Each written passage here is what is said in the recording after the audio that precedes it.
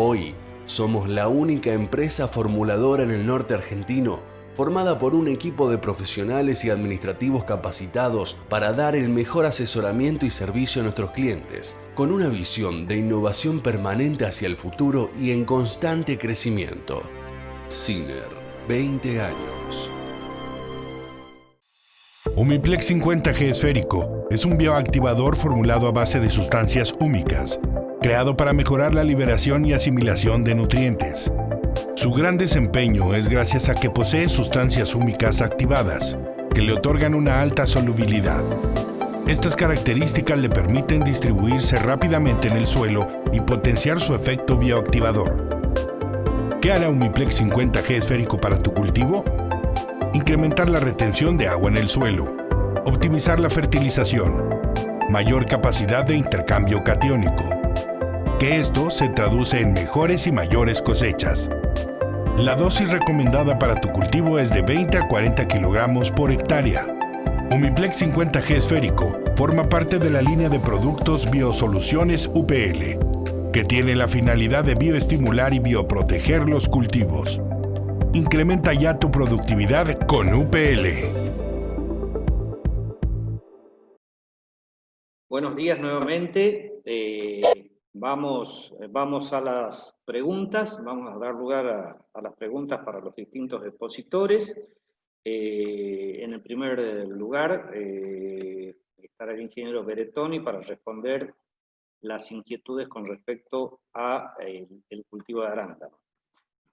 Una de las preguntas es: ¿cuál es la mejor manera de controlar o de proteger al cultivo por las heladas? De controlar el daño, de minimizar el daño por las heladas.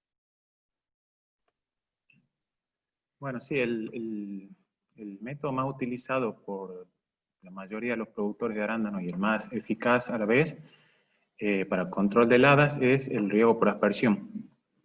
Este consiste en colocar cañas de mayor altura que la planta sobre la hilera del cultivo, en la punta de la caña un aspersor de riego, y consiste en que en el momento de la ocurrencia de la helada se prendan estos aspersores y se mojen todas las plantas, todas las partes de la planta.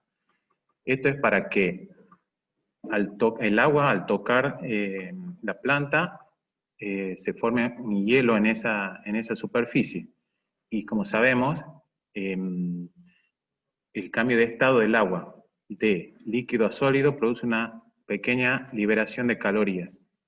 Esa pequeña diferencia en grados de temperatura es la que lo mantiene al órgano de la planta a salvo del daño del frío extremo. La próxima pregunta sería: ¿cuáles son las variedades comerciales de mayor uso localmente?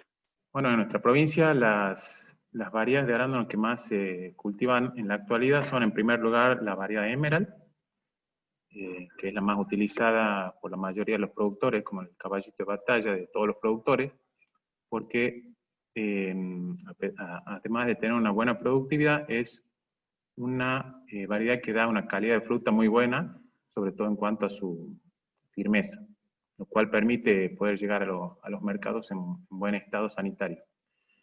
En segundo lugar, la más plantada en nuestra provincia es una variedad extra temprana, que es la Snow Chaser, que empieza a producir en el mes de agosto y que la primera producción generalmente es para el mercado interno. Después, como es una variedad refloreciente, puede llegar a aportar algo de su producción hacia la exportación.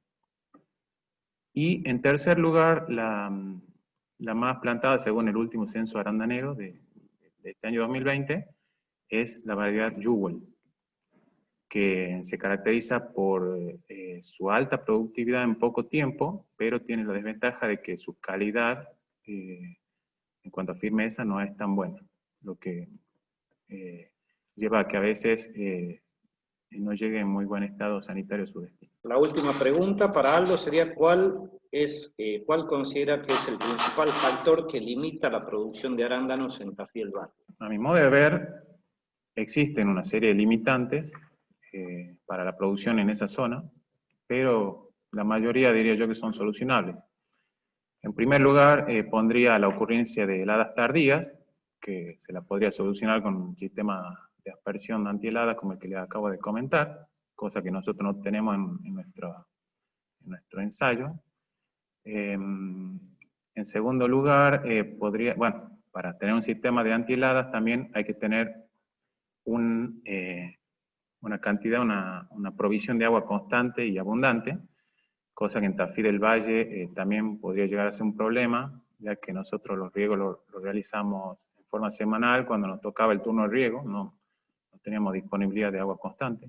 Esa puede llegar a ser otra limitante. Otra limitante para el cultivo en esta zona, como lo mencionaba en la charla, podría ser el daño que ocasionan los pájaros, que es bastante grande, que también se podría ver la forma de cómo controlar este daño. El tema de conseguir, si se lo hace al cultivo en una escala comercial grande, ya el tema de conseguir mano de obra para la cosecha, que es mucha, se necesita mucha mano de obra. También otra limitante podrían ser los fuertes vientos predominantes de la zona, que se podría solucionar con la colocación de cortinas rompevientos. Y también lo veo como una limitante al tema de las tierras, que las pocas hectáreas cultivables que quedan en la zona están destinadas, como ustedes saben, en una zona productora de papas semillas, y que están ocupadas con ese cultivo. Bien, muchas gracias, Aldo. Ahora vamos a dar lugar a la ingeniera Alicia Ford, quien va a responder algunas inquietudes que hay con respecto al cultivo del kiwi. La primera pregunta es, ¿qué factor considera que hubo en el 2012 que generó que se obtuviera un 62% extra de tamaño en Tafí? ¿A qué obedecería?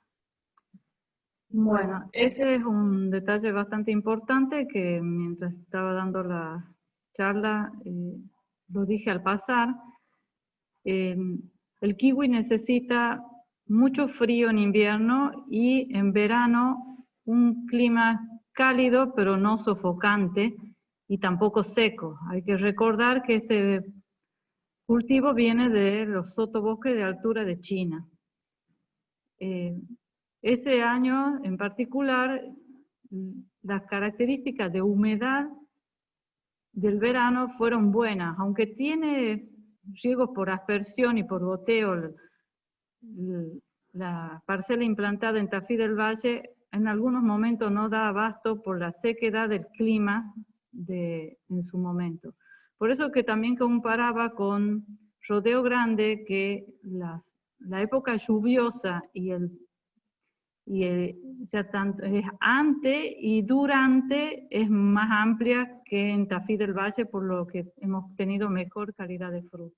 La próxima pregunta es si usted cree que es un cultivo adaptable a la zona de nuestro Pedemonte y a su vez también en qué tiempo considera que empieza a tener una producción de cierta magnitud del cultivo. Bueno, este cultivo no es adaptable para el Pedemonte porque necesita 700 horas de frío. O sea, necesita bastante frío para que la planta empiece a producir fruta.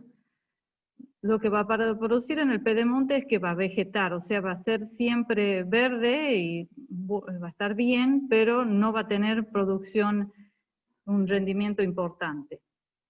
En cuanto a la época de producción, las parcelas que nosotros hemos implantado, tanto en Tafí del Valle como en Rodeo Grande, empezaron a ver fruta a partir del tercer año. Obvio que eso no era fruta rentable. Entre el quinto y el sexto año, ahí es donde empieza a tener un volumen más interesante. Después se empieza a estabilizar esta producción. Ahora vamos a dar lugar a las preguntas para el ingeniero Jorge Ale. Las preguntas están dirigidas, los temas consultados son, en primer lugar, la producción local, ¿qué destino tendría? y si se conoce cuál sería la unidad económica en el caso del kilo. Si la producción local tiene destino al mercado central en Buenos Aires. No se comercializa casi, acá en Tucumán va casi todo al mercado central a Buenos Aires. Y en cuanto a lo que hablamos de la unidad económica, en la zona de Rodeo Grande, una superficie de 3 a 4 hectáreas es la unidad económica. Bien, y una pregunta más. ¿Cuántos kilos se llegan a producir? ¿Cuál sería la producción potencial por hectárea de esta especie? En la actualidad en Tucumán se llega a producir entre 4.000 a 5.000 kilos. Son plantaciones jóvenes, pero tienen mucho más potencial.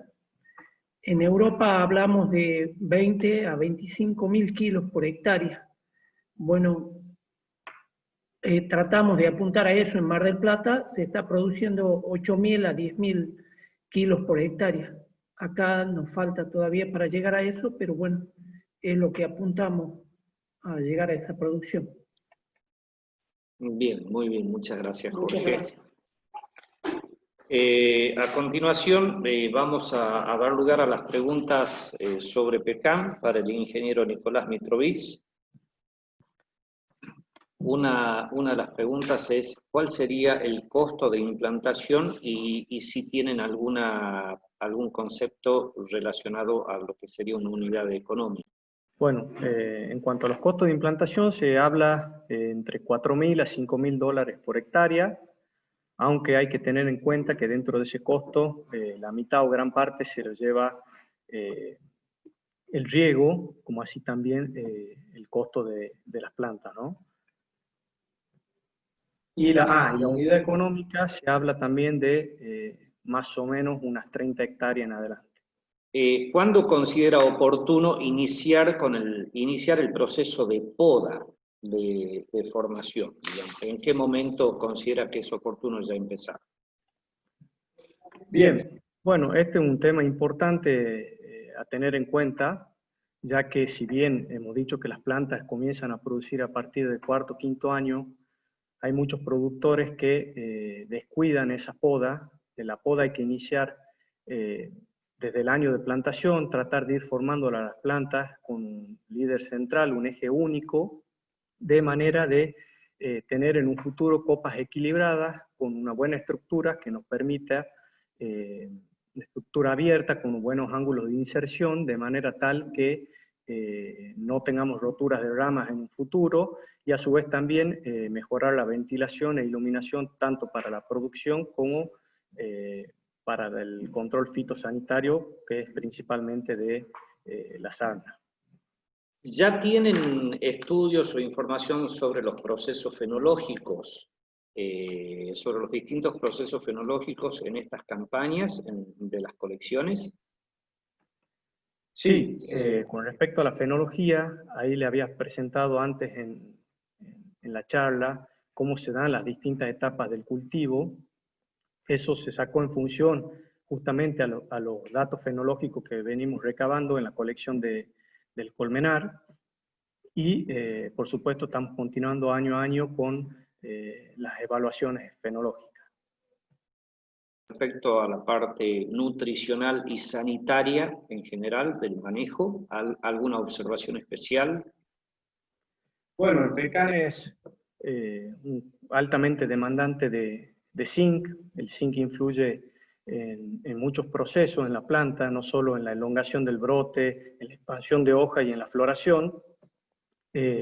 Y también es demandante de nitrógeno. Creo que el aporte constante de NPK a las primeras etapas es muy importante, y más adelante más orientado hacia el nitrógeno para el desarrollo de la planta. Bien, ¿se pueden identificar zonas productivas en Tucumán?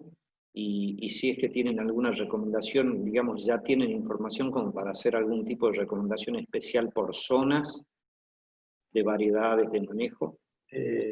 Bien, si bien hemos dicho que el pecan tiene una gran plasticidad y se adapta a distintos ambientes, como le había comentado antes, las principales zonas a nivel mundial donde se implanta este cultivo son zonas más bien áridas, por supuesto con la presencia del riego, y esto es básicamente porque el pecan es muy susceptible al ataque de la sarna, entonces yo creo que habría que tratar de ubicarlo en zonas donde haya menos humedad que nos pueda afectar el cultivo, elegir también variedades, pues las variedades varían mucho también en cuanto a la resistencia a la sarna.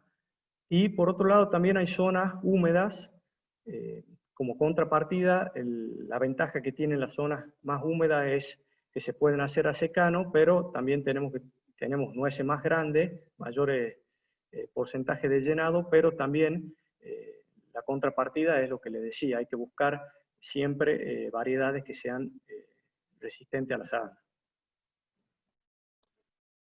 Bien. ¿Existe algún tipo de análisis en cuanto a la infraestructura hoy disponible en la provincia, en la producción citrícola? ¿Existe alguna posibilidad de adaptación en cuanto a zonas, tierras y también a la infraestructura en sí de maquinaria y de las instalaciones? Bueno, yo creo que la infraestructura que tenemos en la producción citrícola tranquilamente se podría adaptar a la producción pecanera, teniendo en cuenta que muchas de las maquinarias o implementos que se usa para la citricultura lo podemos usar en este tipo de explotación, salvo por ahí sí tener en cuenta que a medida que las plantas sean maduras vamos a necesitar otro tipo de implementos como ser podadores de altura, sobre todo por el tema de ir formando bien las plantas y lograr una correcta ventilación y aireación del cultivo. Bien. Bueno, muy bien. Con esto terminamos las preguntas. Finalmente, bueno, simplemente agradecerles a todos, agradecer a los expositores y agradecer la compañía de todos ustedes. Y por supuesto a las empresas que participaron de este evento, Agroacción, Agroenergía, AgroSid, Altina, Fertiglobal, Proagro, PM Agro, Siner, Singenta, Tecnomil, Viveros Quebrada de Lules, UPL y Zafra. Muchísimas gracias a todos por acompañarnos y desde ya quedan todos invitados. El próximo jueves vamos a tener un encuentro realmente muy, muy interesante también, el que está vinculado a lo que es el manejo nutricional y de malezas en caña de azúcar. Realmente un tema muy, muy atractivo, muy interesante y muy oportuno para los técnicos que están en la actividad, así que esperamos que puedan participar. Por otro lado, queremos recordarles que todas las exposiciones quedan disponibles, están disponibles en el canal de YouTube de la Estación Experimental. Y a su vez, no olviden que, por supuesto, si bien en este momento de pandemia estamos un poco más limitados, telefónicamente se pueden hacer contactos, se pueden hacer consultas, y bueno, y estamos a disposición de todos aquellos que deseen averiguar algo sobre el cultivo. Muchísimas gracias, muy buenos días, y hasta la semana que viene.